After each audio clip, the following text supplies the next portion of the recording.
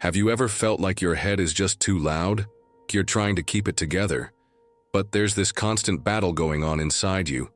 Doubts, fears, a million thoughts pulling you in different directions? Hang in there with me for a moment, because I want to share something that really helped me, and it might help you too. We've all had those days where we can't seem to focus or where everything feels overwhelming, right? We're barely hanging on, and nobody around us even notices. This isn't some quick fix or one of those motivational quotes that sounds nice but doesn't stick. It's something real, something that's been part of who we are as people for a long time. And the crazy part? Most of us go our whole lives without realizing it. Picture this. You're doing your thing, living your life, making choices, chasing goals.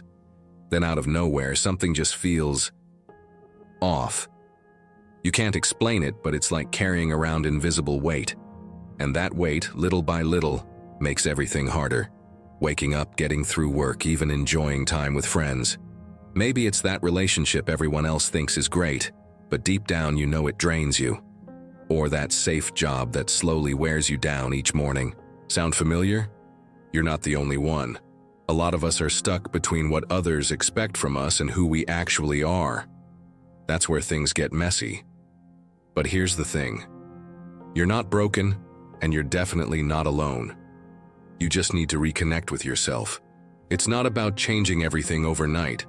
It's about starting small, even if it's just by listening to how you feel. Inside every one of us, there's this space. Call it your gut, your instinct, whatever works for you. It's not loud, it doesn't shout.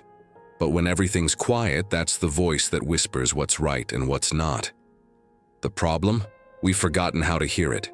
We're always plugged in, always distracted, and we end up drowning out the one voice that actually knows what we need. That little voice inside us doesn't need a microphone. It just needs a chance to be heard in the stillness we so often avoid. Ignoring that voice has consequences. Your head fills up with noise, pressure, and you start making choices that don't sit right with you. Think about a time when you felt in your gut that something wasn't right, but went along with it anyway. Maybe it was someone who made you feel small, or a friendship that left you feeling empty. Those feelings aren't random. They're signs. And if you don't pay attention, things can spiral. One small compromise turns into many, until one day you wake up and barely recognize your own reflection. So, stop for a second. Seriously. Breathe in. Feel that? That's you, right now. That's the part of you that you need to listen to more. Because here's something I've learned. Your mind isn't out to get you. But if you ignore how you feel, your mind will fill in the blanks with stuff that doesn't help. Fears, doubts, other people's noise. Your thoughts can either lift you up or weigh you down. It all depends on what you're feeding them and how much space you give to the ones that matter.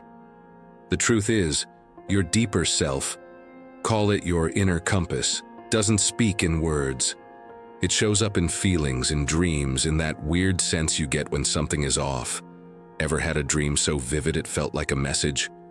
Or just known something without knowing why? That's not magic. That's you tuning into something deeper. But if you're always rushing, always surrounded by noise, you miss it. And the more you miss it, the harder it gets to hear. And when you miss it, your logical brain takes over. It tries to make sense of things, but it fills the silence with fear and second-guessing. Suddenly, you're not living your life. You're living a version of it that doesn't feel like you. You look around and think, how did I end up here? But you can find your way back. It starts by being honest with yourself. It starts by being brave enough to stop pretending everything's fine when it's not. Imagine you're at a crossroads. One path looks safe, clear, everyone's walking that way. The other one? It's rough, overgrown, kind of scary. Most people go with the safe one. But just maybe, that harder path is where your real self is waiting. That's the road that takes you back to you. The more you walk it, the more you remember who you really are. Underneath the fear, the pressure, the expectations. And look, that side of you you've been hiding, your insecurities, your weird habits, your dreams that you don't say out loud, that stuff matters. It's not bad. It's not shameful. It's actually where a lot of your strength lives. If you keep pushing it away, It'll just keep sneaking back in ways you don't expect. The longer you avoid it, the louder it gets, until it starts to show up in your health, your mood, your relationships.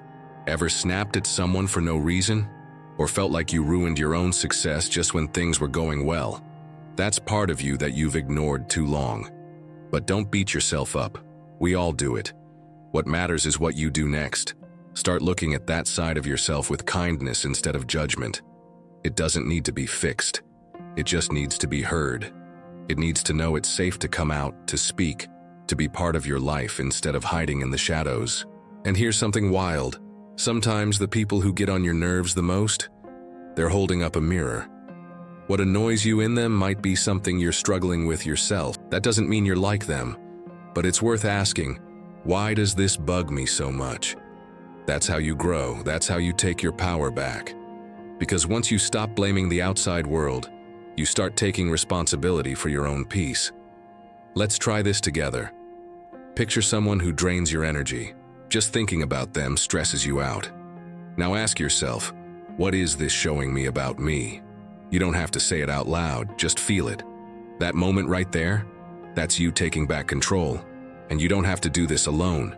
There's help, there's support, and there's strength in being honest about what you feel. Taking care of your mind isn't just about fixing what's wrong. It's also about protecting what lifts you up. Your energy is precious. So many of us give it away to people and situations that don't deserve it. That's not selfish. It's smart. It's love for yourself. So ask yourself, what's stealing your energy right now? And are you ready to stop letting it? You don't need permission to choose peace, you just need to choose it. Because when you do, when you finally choose to protect your peace, everything starts to change. You feel lighter, clearer, and stronger, and this is just the beginning. Next, we'll look at how the people around you can shape your mindset, and how you can build boundaries that keep your energy where it belongs, with you. This isn't about cutting people off. It's about knowing what you need and standing by it. You're doing great, by the way. If you're still reading, that means something in you is ready for change.